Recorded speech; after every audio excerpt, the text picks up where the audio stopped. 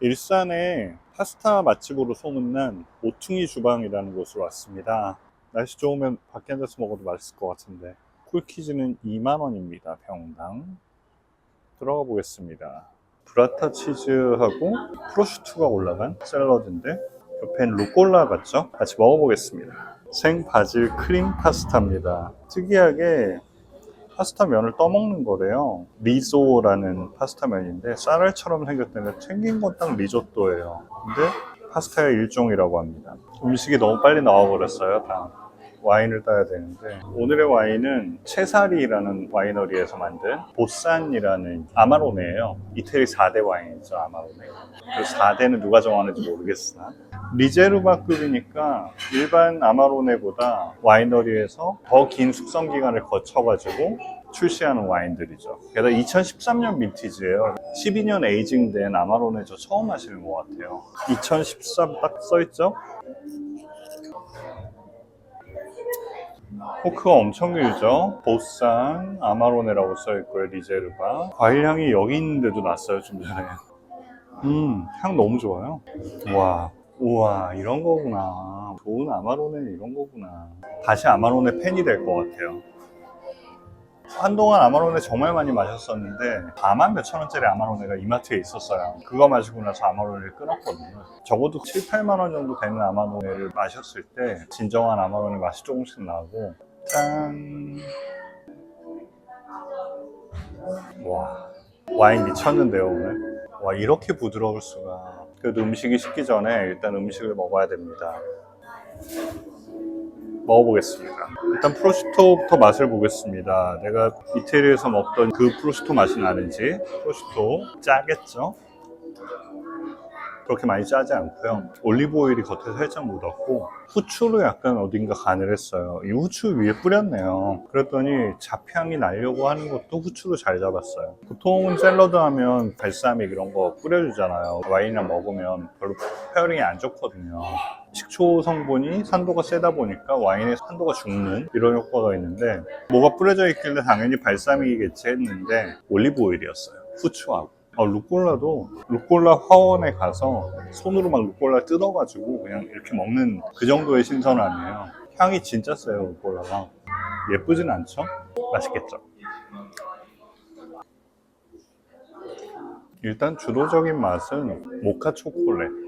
겉에는 초콜릿인데 안에 진회색 계열의 뭐가 이렇게 들어있는 거 있잖아요. 탁 씹었을 때 겉에는 쌉싸름한 초콜릿인데 안에는 약간 모카 맛이 나는 참나무 정향 같기도 하고 또 독특한 허브도 약간 느껴지는 게 있어요. 근데 입에 들어가면 밀크 초콜릿을 한 움큼 먹었을 때 그 맛이 납니다. 좀 더 향신료가 강한 음식들이랑 페어링하면 더 나을 것 같아요. 이거는 와인이 얘네들을 다 이겨요. 이건 무조건 이기게 돼 있어요. 밥 먹다가 초콜릿을 먹진 않잖아요. 그런 느낌이에요. 그래서 이런 거보다는 더 강력한 동파육 그 정도까지 가도 얘는 충분히 이깁니다. 생 바질 크림 파스타 리조라는 떠먹는 면입니다. 제가 무식해서 떠먹는 거 아닙니다.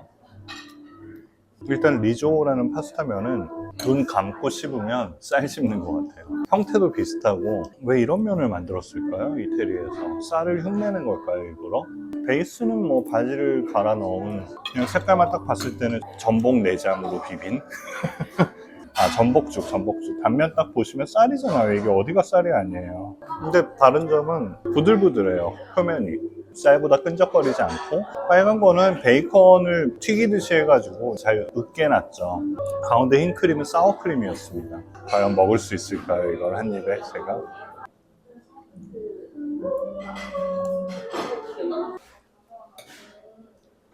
알코올이 꽤 높아요. 또 이거는 진짜 맛있어요. 약간 식욕을 돋구는 맛인데 전복 내장죽이다 라고 생각하고 눈을 감고 먹으면 진짜 그런 맛이 납니다. 이태리에서 먹는 이태리 파스타처럼 꽤나 짭짤한 편이에요. 한국에서 파스타 먹으면 저는 제일 불만이 너무 싱겁다 하거든요. 이태리 현지에 비해서 사워크림이 약간 킥 같은 거예요. 이거만 먹었을 때 밋밋했던 느낌이 사워크림이랑 같이 먹으면 마지막에 이렇게 훅 하고 킥이 옵니다. 사워크림인데 느낌은 신요거트에서 당분을 뺀 그런 맛이에요. 탱글탱글한데 겉에가 미끄덩미끄덩해요. 저 한국 사람이 이걸 싫어할 수는 없죠. 전복죽의 비주얼에 미끄덩거리는 쌀의 식감에 현마늘까지 들어가 있고 후추로 좀 약간 매콤한 맛도 집어넣어놨어요. 이태리 와인이잖아요. 이태리 음식이랑 같이 먹으니까 왠지 신토부리? 이태리 4대 와인으로 알려져 있는 아마로네. 이태리 4대 와인이라고 누가 인정해줬는지 모르겠어요. 우리나라도 그런 거 있잖아요. 무슨 전국 5대 짬뽕 맛집? 누가 정했냐고요. 막 와인에 대해서 공부도 하고 막 이러던 시절에 들었어요. 이태리 4대 와인이 있다는 걸. 뭐뭐 있죠? 피에몬테의 바롤로, 와인의 왕. 그 다음에 와인의 여왕이 있죠. 피에몬테의 바르바레스코. 그 다음에 토스카나의 BDM이라고 알려져 있는 브루넬로 디 몬탈치노가 있고, 그 순서는 등수는 아닙니다. 그냥 4대 와인일 뿐이지. 베네토의 아마로네도 4대 와인의 하나라고 알려져 있습니다. 아마로네를 빼고 끼안티 클라시코를 4대 와인이라고 얘기하는 사람도 있어요. 아무튼 그 기준이 누가 정한 게 없기 때문에, 이태리 국가에서 정한 것도 아니고 무슨 와인 협회에서 정한 것도 아니기 때문에 처음에 좀 웃었는데, 나중에 생각해보니 이태리 와인 중에 가격이 비싸고 생산량이 많지 않고 높은 품질의 장기 숙성할 수 있는 와인을 누군가한테 추천해라 저한테 그러면 저도 그 네 종류 할 것 같아요. 얘는 베네토 지방에서 생산되는 거죠. 베네토 지방이면 이제 이태리 북동쪽이죠. 뭐 쉽게 얘기하면 베니스가 속한 그 지역이 베네토입니다. 그 중에 이제 발폴리첼라라는 곳이 있는데, 발폴리첼라는 원래 영어로 하면 Valley of Cellars예요. 옛날에 이제 동굴 같은 데다가 아니면 지하에다가 셀러를 만들었으니까 얼마나 셀러들이 많으면 아예 셀러의 계곡이래잖아요. 발폴리첼라도 저번에 끼안티 클라시코처럼 발폴리첼라가 있고 발폴리첼라 클라시코가 있습니다. 당연히 클라시코가 붙었으면 전통적으로 유명한 산지였던 곳이 이제 클라시코고요. 노른자위처럼 이렇게 한가운데 있고 지역 명칭들을 정하면서 그 주변에도 다 이제 자기네 발폴리첼라로 해달라. 그래서 아주 넓은 지역을 포함시켜줘서 발폴리첼라라고 인정을 해줬고, 옛날부터 발폴리첼라라고 불렸던 곳은 억울하잖아요. 그러니까 우린 뒤에 클라시코를 붙여달라. 거기는 특별히 발폴리첼라 클라시코라고 부릅니다.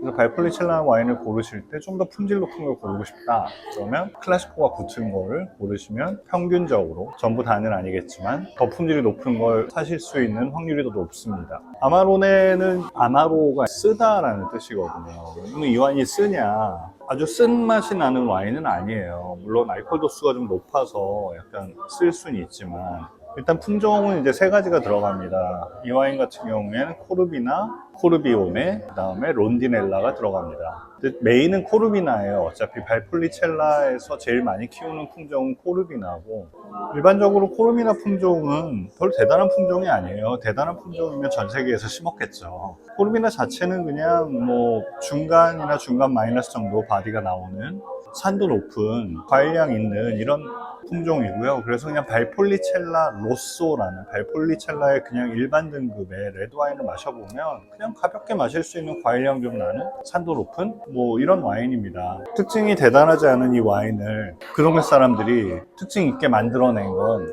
파시토 기법, 즉 아파시멘토를 설명을 해야 됩니다. 이 포도송이를 따가지고 환기가 잘 되고 직사광선이 없는 곳에 지푸라기를 깔고 선반 같은 데다가 얹어 놓습니다. 건조를 시키는 거예요. 이제 한 3개월 정도 건조시켰더라고요. 이 와인도 보니까 만들 때. 그렇게 되면 수분이 날아가죠. 수분이 날아가면 건포도처럼 쪼그라들겠죠? 수분이 한 30%쯤 날아간다고, 총 중량의 한 30%쯤 줄어든대요. 그러면 엄청 달겠죠. 그걸로 와인을 만드는 거죠. 그래서 만들었던 게 이제 레치오토 델라 발폴리첼라, 이 당도 높은 아파시멘토를 한 건포도스러운 이 포도를 가지고 발효를 하게 되면 당분이 높으면 혐오 활동이 이제 좀 활발하진 않아요. 그럼 발효가 빨리빨리 안 이루어지는데, 또 발효를 하면 또 열이 올라가거든요. 온도가 올라가면 또 혐오 활동이 더 위축돼요. 그러다 보면 발효를 끝까지 하기가 너무 어려운 거죠. 중간에 저절로 중단돼요. 중단되면 당분이 많이 남아있죠. 알코올로 전부 바꾸지 못했죠. 레치오토는 드셔보시면 달아요. 왜냐하면 설탕을 넣어서가 아니라 포도 자체의 당분이 알코올로 전부 바뀌질 않았으니까. 그래서 이제 레치오토를 만드는데 항상 온도가 너무 올라가서 발효가 저절로 중단되던 게, 한 번은 이제 지하 서늘한 곳에서 이걸 발효를 한 거죠. 발효가 중단이 돼야 되는데 끝까지 발효가 돼버린 거예요. 당분이 다 알코올로 바뀌었죠. 그러니까 알코올이 한 15도 이상 되는 안단 와인이 나와버렸어요. 이제 아마로네죠. 그게. 그래서 먹어보고서는 이게 이제 달 거라고 생각하고, 사람이 왜 이런 게 있잖아요. 달 거야 하고선 먹었는데 안 달면 쓰다고 느껴지잖아요, 차라리. 먹어보니까 써. 그래서 아마로네입니다. 아마로는 이태리 말로 쓰다. 사실 대단히 쓰냐? 이 와인이 대단히 쓰지 않아요. 그래서 지금 현대의 방식은 와인을 만들 때 포도송이를 따서 그거를 3개월 동안 건조를 시켜서 발효를 하는데, 온도가 올라가 버리면 발효가 중단되니까 스테인리스 스틸 통에다 집어넣고 온도를 계속 저온으로 유지시키면서 20일 이상 발효를 쭉 하면 알코올이 15, 15.5 기본이죠. 아마로네는 15, 15.5가 17 나오는 거 맞습니다. 최근에 이거 사러 갔는데 옆에 병이 17도였어요. 그러니까 제가 배웠던 상식을 뛰어넘었어요. 왜냐하면 학원에서 배울 때는 현존하는 효모는 16도 이상의 알코올을 만들 수 없다 그랬거든요. 그거 17%였어요. 색깔은 깊은 루비인데요. 가넷 엣지가 살짝 돌긴 하는데 시험에 나오면 전 루비라고 쓸 것 같습니다. 눈물이 많이 생겨요. 풀향, 허브향. 입에서는 제일 센 건 초콜릿. 향의 강도는 강렬한 것 같습니다. 산도가 꽤 높죠, 이게. 붉은 자두, 신 크랜베리가 떠오르기도 하고, 뭔가 껄쭉한 무화과 말린 것? 자두 말린 걸 서양에서 푸른이라고 그러죠. 푸른 풍미가 있어요. 정향 혹은 민트 같은 게 올라오는 게 이게 담배 같기도 합니다. 오크 숙성은 분명히 한 것 같고요. 바리크스인 것 같고요. 병입을 한 다음에 또 병숙성을 1년 정도 한 다음에 출시하는 와인인데요. 와, 2013이면 12년 됐습니다. 고를 때 약간 고민했어요. 아마로네가 뭐 보르도 그랑크리도 아니고 이게 막 30년씩 이렇게 장기 숙성하는 와인은 아니라고 알고 있으니까, 와, 이거 2013이면 버텼을까? 혹시 꺾였으면 이 돈 날리는 건데, 자양 전통시장의 구판장에서 가격을 잘못 보고선 골랐는데 결과적으로 11만 원대 와인입니다. 원래는 7만 원대 와인인 줄 알고 골랐는데 집에 와서 영수증 보고 알았습니다. 그때 거기 일하시는 분하고 이제 얘기를 했죠. 이 아마로네가 2013인데 이거 혹시 꺾였으면 어떡하냐 그랬더니 그분 대답이 재밌었어요. 이 정도 고급 아마로네 리제르바급이면 이제 간신히 마시기 시작하는 정도다. 꺾이기는 커녕. 그래서 그런가요? 그리고 일단 사왔죠. 왜냐면 그분한테 물어보는 게 좋은 게, 이게 만약에 꺾였으면 누군가가 컴플레인을 했을 거고, 컴플레인이 많이 들어왔던 거면 제가 그렇게 물어봤을 때 그렇게 대답 못 하거든요. 너무 당당하게 대답하시길래 샀는데 후회 안 합니다. 제 기억에도 아마로네들은 대부분 다 껄쭉하고 찐득찐득하고 잼미했거든요. 질감도 전혀 아니고요. 굉장히 우아하고요. 당도는 드라이죠. 탄닌은 중간 정도. 많이 부드러워졌어요. 산도는 중간 플러스에서 저는 높은 산도까지도 줘도 상관없다고 생각해요. 그리고 산도가 아직도 찌름이 좀 남아있어요. 그 얘기는 숙성 잠재력 아직 있습니다. 바디는 완전 풀바디고요. 잔당은 그렇게 많지 않은데 달콤한 맛이 나요. 이건 감초라고 보통 이럴 때 표현하잖아요. 말린 무화과 같은 맛이 초 이상 지속되는 아주 긴 여운입니다.